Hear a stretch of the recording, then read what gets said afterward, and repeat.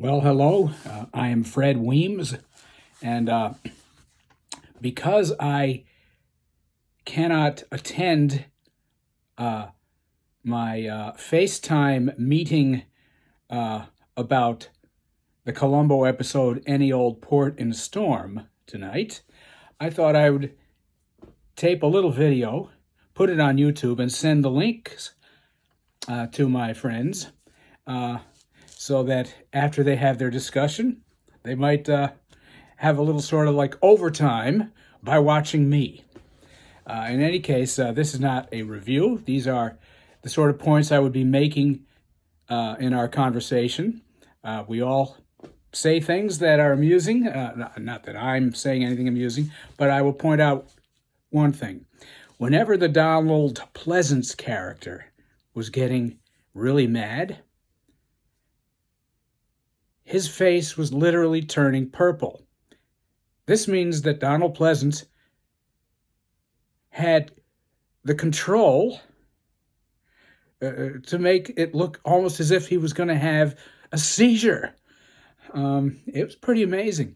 There was a scene later in the day, and he's one of the few Columbo characters who's not wearing a toupee. He was very bald pated. I know about the bald pate. Anyway, I don't know if it had to do with some weird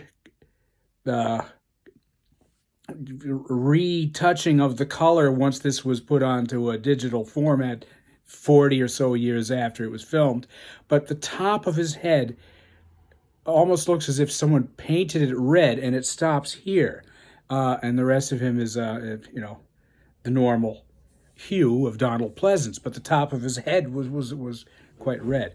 I think the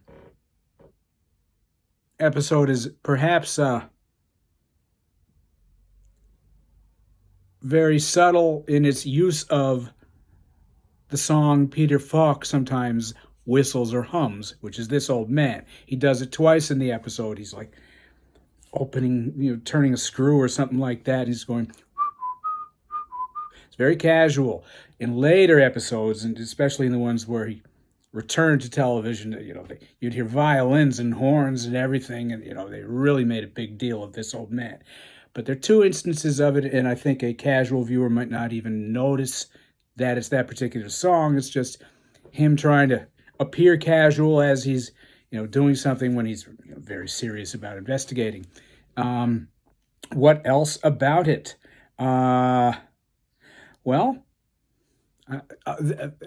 Spoilers for anyone who hasn't watched it.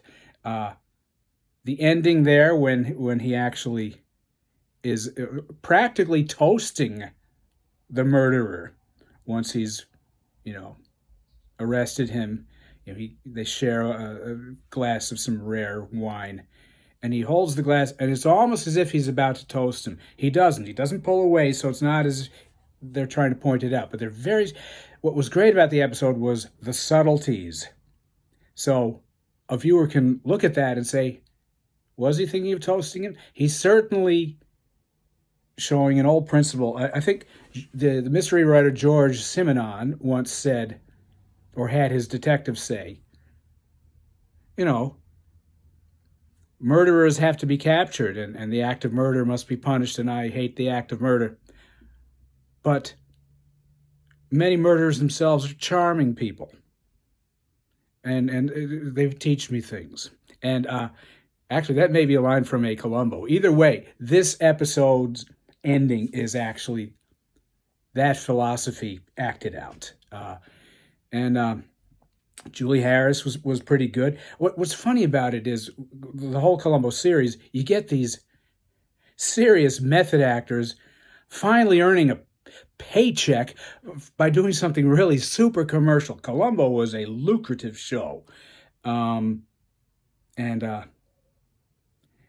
nice they can turn a dollar by doing something that is so popular. Everybody likes that show. They like him, perhaps because you see the murder done. You don't have to do much thinking. Although I would say that, you have to do a lot of thinking because you're trying to think how he's going to figure it out. But anyway, that whole posse of method actors put on a series that is simultaneously very, very entertaining and yet filled with a rather grim view of human nature. I know that as soon as I turn this video player off, I'm going to remember something that I wanted to say.